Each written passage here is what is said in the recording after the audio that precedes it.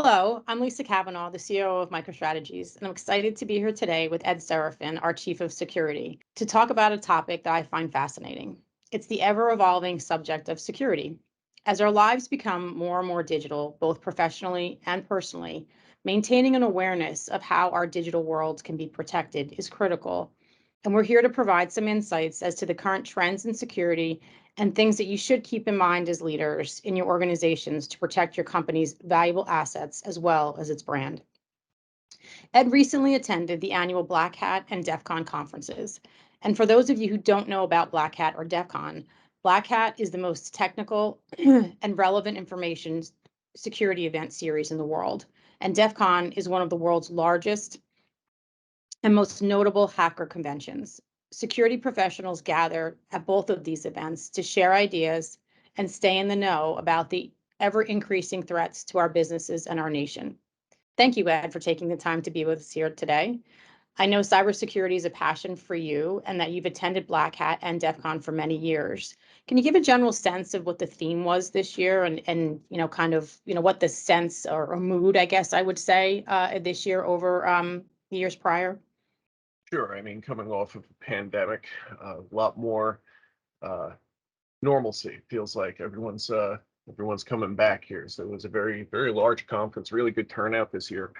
It's always a fire hose of information. So, trying to drink from that fire hose is always interesting. So you're kind of just running all over the place while trying to retain as much as possible. But I mean, overall, the themes this year are surrounded a lot to do with testing, continuous testing, ethics, obviously the evolving threat landscape, and how do we address those changes? How do we make our organizations more secure as we add complexity by changing our infrastructure to cloud or ground hybrid type setups? So a lot has changed as always, Right. and the objective here is to try to keep up. So would you say that the actual tone was any more intense this year than in previous years, or pretty much just a reinforcement of how critical security is? I would say things were a little more tense this year. I mean, we're still dealing with the conflict between Russia and Ukraine, Mm. and Ukraine's IT army has created this scary new precedent where instead of nation state adversaries attacking a country, we're now seeing individuals taking upon themselves to essentially become mercenaries and attack a country. So, I mean, it's creating scary precedent here. Number one. Number two, it's creating tensions globally. So, I mean, from that aspect, yes. Okay. And has the role of the security professional within an organization shifted at all? Did you hear anything about, that role of security in a company and how they are there to really protect the assets of the organization, but may not always be perceived that way? Well, see, we've come a long way in security. Security when it started out was just something a good admin would do. Now we've evolved to a place where we're really pushing the message that security is the responsibility of the whole organization, not just a certain individual or set of individuals. So, I mean, in order for us to truly be secure and our posture to truly be ready, everyone in the organization, from administrative up to executive level and everything in between, everyone needs to be security conscious. And was there anything that was discussed that talked about some of the challenges that some of the security professionals within organizations face in their mission to be able to have everyone? Because I know that you always talk about the fact that people are one layer of the people, tools, and process, and they're a critical layer, but not everyone really understands that role. So the security team members like yourself within an organization really become the stewards of that. Do they talk at all about the perception of those groups and how some of the struggles that they deal with in trying to do their job? Yeah, I mean, the objective here is to try to create a layer of defense out of what's historically been the weakest link in the organization, which is the people. People always have been and always will be the weakest link in security. I mean, especially when you consider things like the latest Uber hack, that was all social engineering. There was no hacking involved in that, outside of some social engineering to obtain credentials. So it was more of a pure form of this point that, people can be hacked. So what do we do about that? So it's all about creating that awareness, making sure you're training your staff, and having them turn away from being a liability into becoming the last line of defense. Were there any best practices talked about with respects to how you best train your team members, and any things you need to be aware of to not do in an organization when it comes to educating the associates?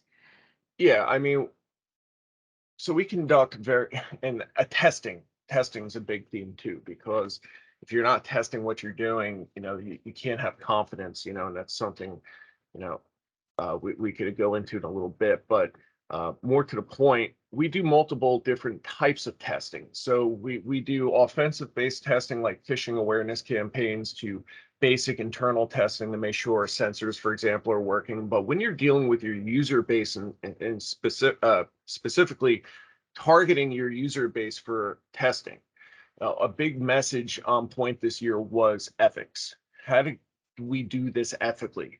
Because we got to remember we're dealing with people, and you don't know the psychological state of the target when you're launching a phishing awareness campaign, for example, where if this person fails the test, you really don't know the impact this could have on an individual.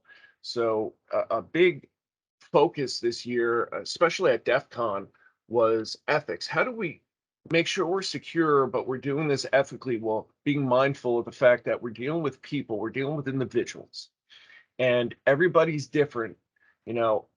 And one of the stories that actually came out of one of the sessions at DEF CON uh, surrounding ethics was, unfortunately, very sadly, someone took their life as a result of a bad phishing test.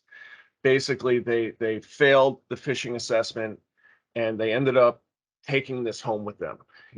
For them, I guess the test never really truly ended after they failed it. And I guess it created a tremendous amount of bad feelings, and this person ended up taking their own life.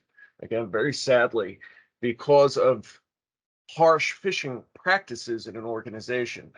You see this a lot now in a lot of different organizations, these six strike policies, where if you fail the phishing assessment six times, you get terminated.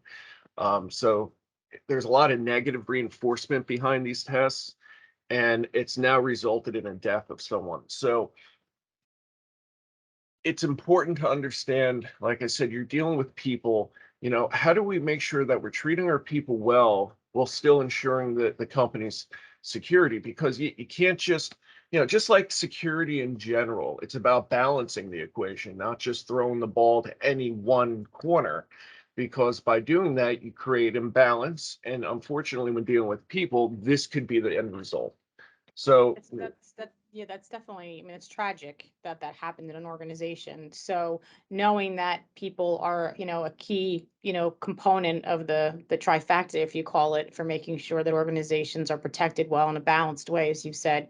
What are some of the things that maybe they talked about to ensure that if someone does fail, a phishing exercise, and they are, they would have been hacked if it was a real experience. What are some of the things that they talked about to try to have organizations do so that it's not a traumatic experience for someone, and it's not, to your point, a negative reinforcement, but more getting to the goal, which is educating people as to how important they are in the role of protecting their organization?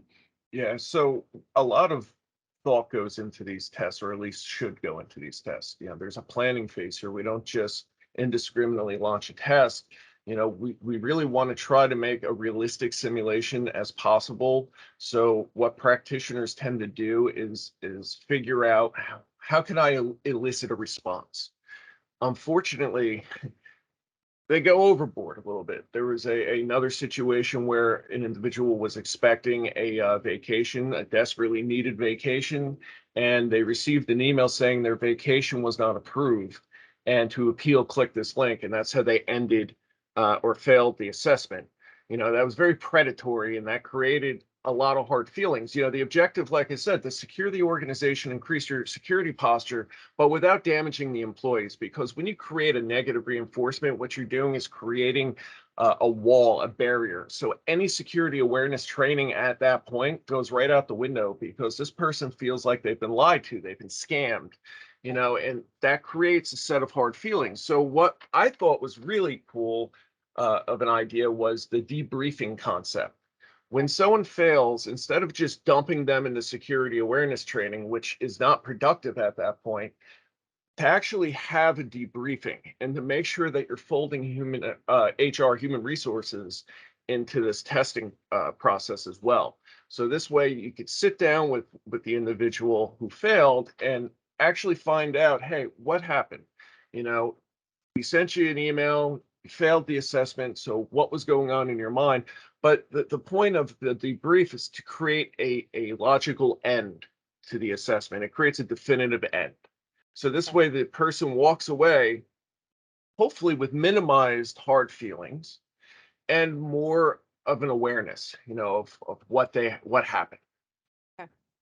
So to that point of making sure from a business perspective, for the business leaders that will be listening to this today, is a matter of, if you want to really achieve the business goal of protecting your organization and educating your associates, it can't just be, like many other things in security, you can't just check the box. You have to really understand, and to your point, plan it, and then make sure that you're taking the human, component into consideration, and making sure that, to your point, doing that debriefing so that the team member really understands and values their role in protecting the organization, is really, I think, the Absolutely. key message. Okay. And something else to be mindful of, security by nature has an adversarial relationship with the rest of the organization. Mhm. And I've strived for years to break this down by involving and doing outreach to my fellow employees, to show them, look, we're on the same team. Because at the end of the day, security, we're the watchers. We're in charge of making sure everything is secure. And some of us go a little harsh on that objective and create some adversarial relations. So, because that's the point, anything that can improve the broader relationship with the organization is always preferred. You're always going to make a lot more progress by having a good relationship opposed to a bad one. That's some great feedback, and it's great learnings from the team members that you attended the conference with. Second, you brought up the other point around testing, and many organizations have invested a ton over the last 20 25 years in business continuity and disaster recovery, and they think that they're good. Why are those investments alone not enough? So I alluded to an equation we try to balance. Everyone in security understands that we deal with three spheres of influence: people, process, and technology.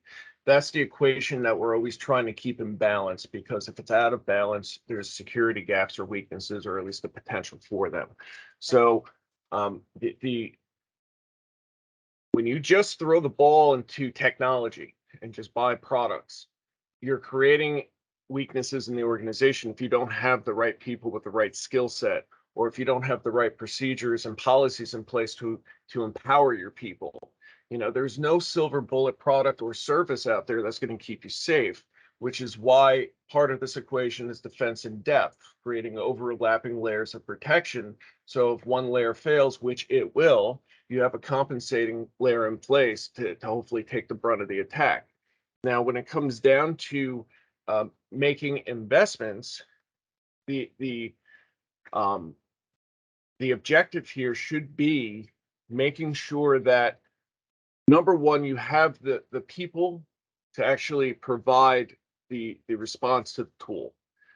So whatever tools you're using, you need to have the right technology to give you visibility. And then you need to have the right set of policies, procedures, and governance in place to empower the organization and the employees, and provide them a roadmap of sorts on how to deal with routine incidents as they arise in the environment. Okay. And then, how does, so you have your people and you have the processes that are there. What are the best approaches for making sure that they work? So once you have established your security program, whether it's all in, everything's on site, or a hybrid setup, or even a completely outsourced setup, the next phase, the most important phase, is actually conducting testing, making sure that these things work. It's great if you're writing policies, but if they're too complicated, they're not going to work. People aren't going to follow them. If you buy this great tool that does all these amazing things, but no one knows how to use it, that's a problem. Or you set it up thinking that it's good, but you find out through testing, hopefully, that, oh, shoot, all these rules that I made really aren't working. So testing is a key important step to ensuring overall security. Actually, one of the sessions, as I'm thinking here, that I attended was a case study. I believe it was the day two keynote for Black Hat. Yeah, it was day two keynote. They did a case study on Colonial Pipeline and what actually transpired there during that ransomware attack, and why they were so quick to pay that ransom when it turned out they had this fantastic business continuity and backup disaster recovery strategy. I mean, they invested a large amount of money and effort into this program, but yet the moment they got hit, they almost immediately paid the ransom. It turns out they never conducted any real testing. So they had no confidence in their backups. So they didn't know if they would be able to recover their data. They didn't know what systems could have been locked that would have been instrumental in recovering that data. As a result, they had zero confidence, which made them pay that ransom. And this isn't isolated. A lot of organizations make these purchases or investments and then never test, or they do a minimum test because, for whatever reason, but it's just not enough. So when the bad thing happens, that confidence you should have isn't there. Right. Yeah, I think I read a quote the other day that something about 50% of organizations only, test at a don't test, either don't test at all or only test once a year. Um, so on that note, what does testing mean? Does it, there's many different forms of testing. Do you test Sure. every single day? The concept of chaos monkey, where you're injecting, problems into your organization every single, day to see how good your teams are. What does an end-to-end test look like? How does penetration testing fit in? There's all these Sure. different things. Organizations are like, okay, so what do I test? Help kind of, you know, provide some clarity for people with respects to that, Ed. Excuse me. Sure. Yeah, sure. So again, security is an evolution. As we figure things out, the adversaries figure their things out, and we're just constantly going back and forth with a cat and mouse game. But the one constant here has been, how do we make sure the investments we're making work? What does testing look like? What should it look like? Penetration testing, specifically here, has been something that's been a great thing. It exposes vulnerabilities or gaps in the environment when done properly. But the problem with testing of that sort is it's just a snapshot in time. In today's landscape, in the business world, we have cloud environments, we have high amounts of complexity, things are constantly in motion. The moment anything changes past that point of that test, it really invalidates those results. Because especially pen testing, when you look at insurance policies now, a lot of them require at least an annual pen test, so once a year. The problem is, okay, you do that once. Now, for the rest of that year, you're not testing anything.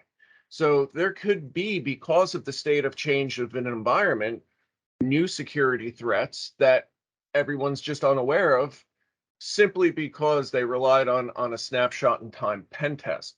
And there lies the issue. It creates a false sense of security. So what we're seeing now in the industry is a trend towards bug bounty programs, pen testing as a service, which are like long-term red team engagements. My favorite, purple teaming, where we're actually working with the defenders in the environment, and as I'm twisting the knobs, they're telling me in real time, hey, I see this, or no, I don't see this.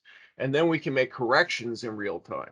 So, I mean, it should be an ongoing tuning. I mean, from monthly preferred But I mean, yearly at the minimum, you're really running a lot of risk doing it just once a year. So as far as the standard disaster recovery plans that people may have had, um, is really that pen test the layer that needs to be added to accommodate things like ransomware? Are there other things that people should adapt their DR tests to accommodate? I know you talked about purple teaming and things like that. What are some of the you know, top three things that people should be incorporating into their DR plans to accommodate things like ransomware?